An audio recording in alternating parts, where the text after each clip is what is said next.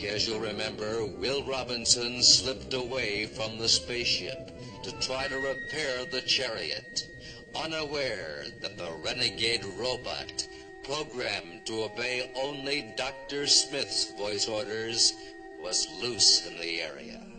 Guess I was wrong. I really thought I could fix it.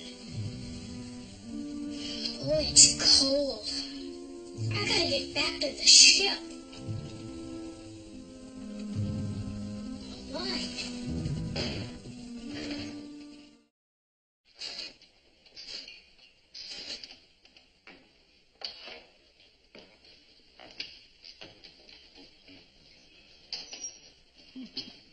How's it coming?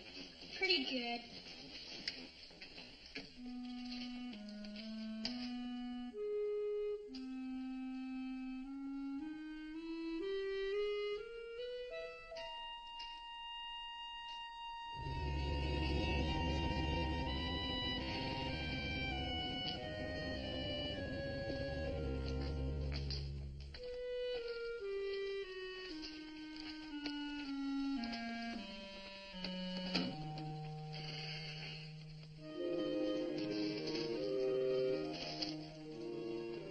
Don't pick too many, dear. I won't, Mother.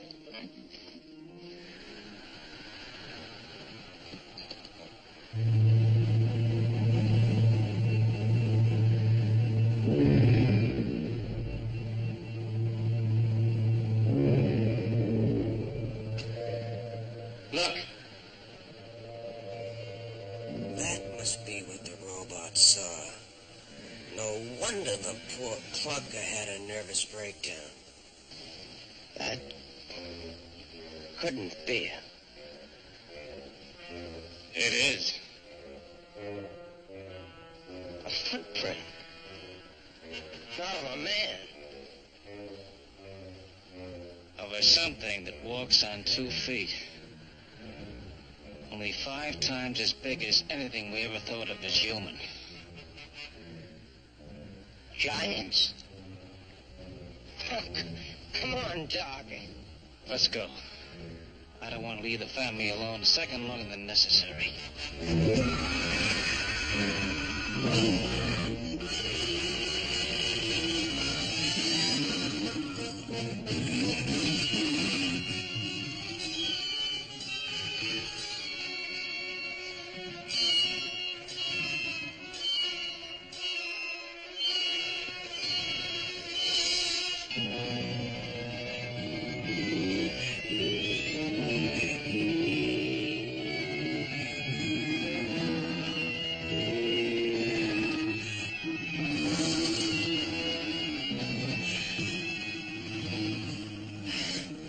I don't believe it. Neither do I. But let's get out of here.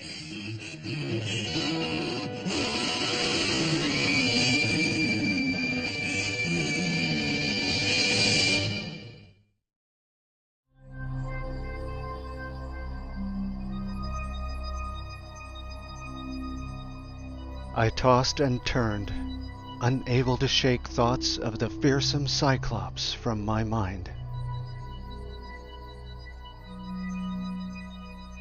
Eventually, I calmed down and lie still on my back. And soon after, I heard a thumping sound in the distance. It was getting louder and closer. A fresh wave of terror crept over me, for I was convinced I was hearing the sound of the Cyclops' footsteps as he approached my house.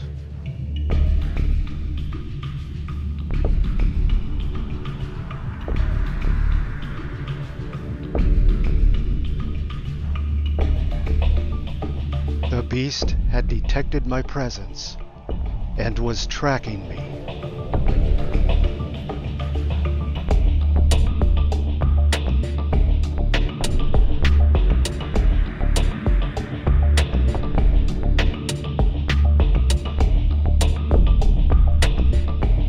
I was awake when I should have been asleep, and as long as I was awake, I was vulnerable.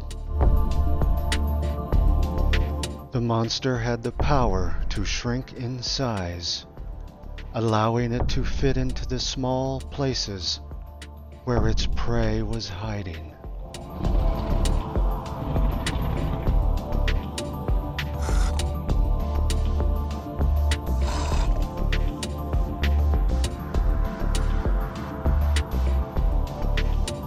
I lay there petrified with fear as it crept down the hallway.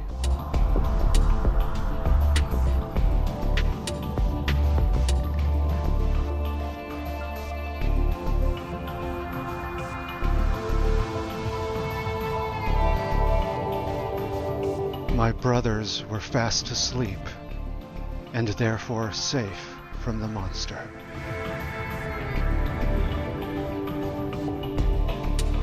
My only hope was to play dead and pray that the creature believed it.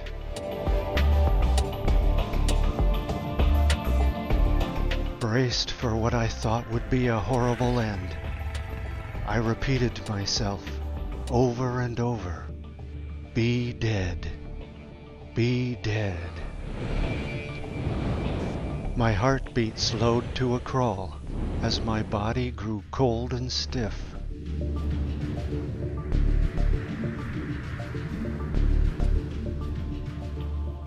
I was scared out of my mind, waiting for that crushing blow that could come at any moment. And just when I thought it was over,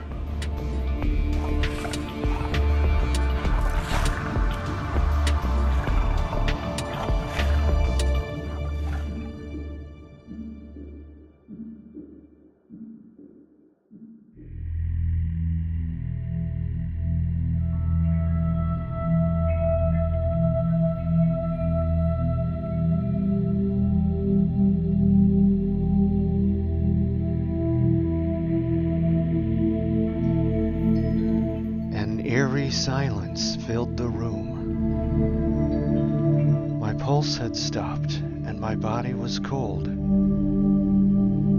but I felt calm and at peace. My ploy had fooled the monster, and I had cheated death.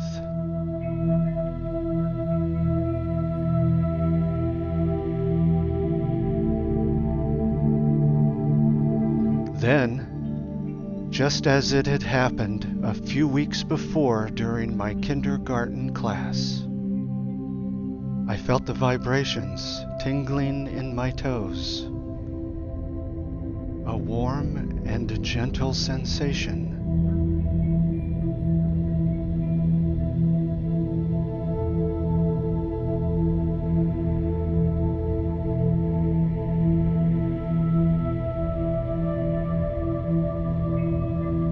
I lie there spellbound as the vibrations moved into my feet and spread up my legs.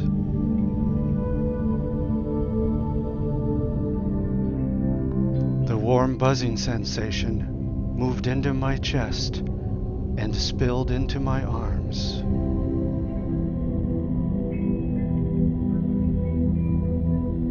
Soon, the numb feeling moved into my head. I lay there, bathed in vibrations, and I could hear a low rumbling sound like that of a thunderstorm. The sound was coming from inside my head, and I lie still as it grew louder and louder. The vibration effect became intense, and I could feel my body shaking from limb to limb, the rumble now a deafening roar. It was as if a mighty giant was trying to shake me from the earth.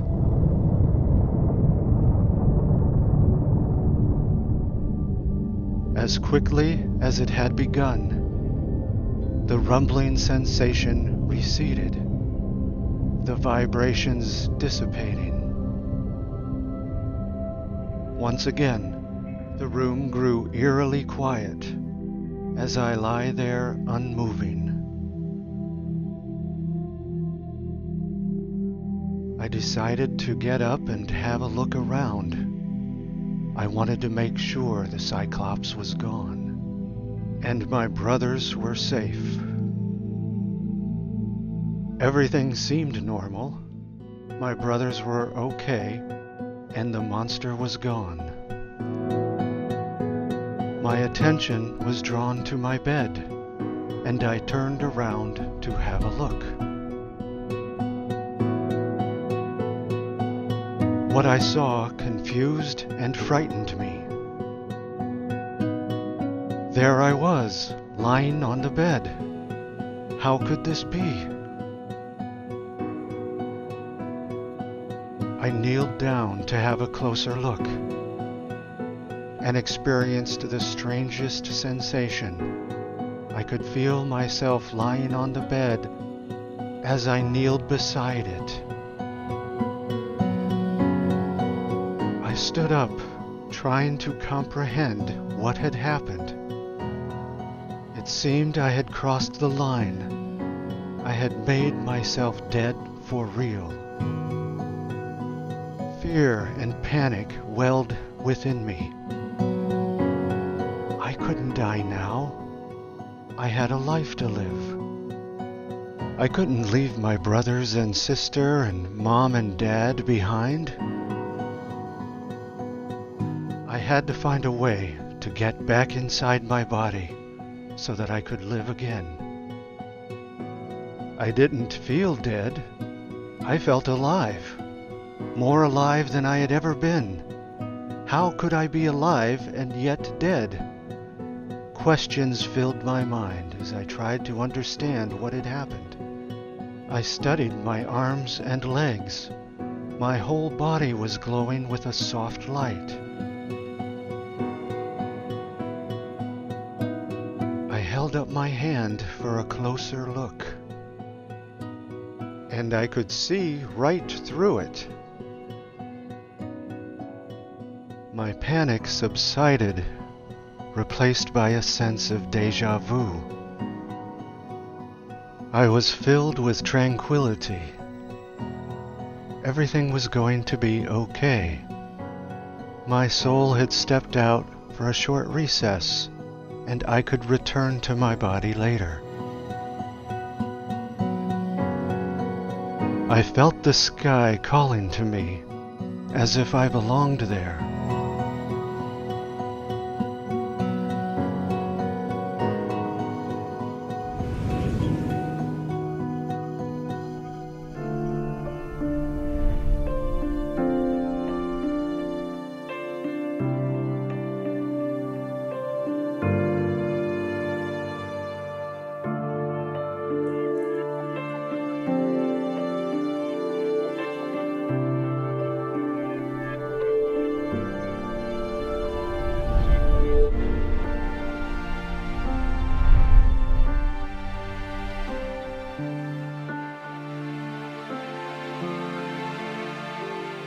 I had no fear, for I instinctively knew that all I had to do to find my way back was to picture myself lying in bed and express the desire to return. And so, with my curiosity firmly in place, it was time to explore.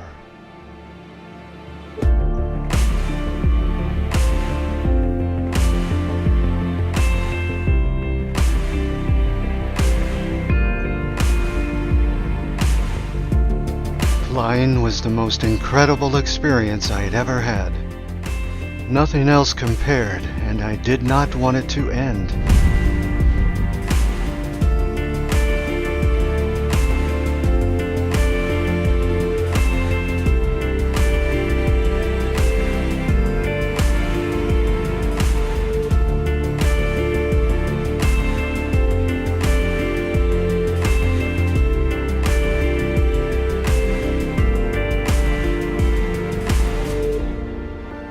I wondered if other people could see me. Would they hear me if I called out to them?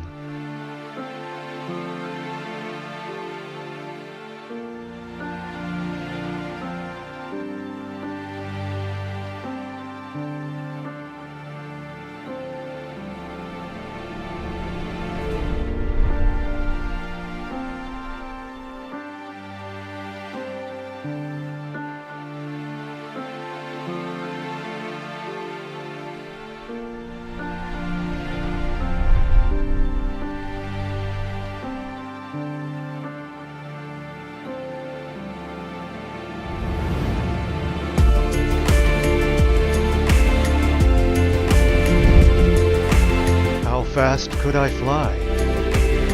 How far could I go? How high? I streamed through the water as easily as I moved through the air. I could feel my body recalling me. As much fun as I was having, I knew recess had come to an end. Time to head home.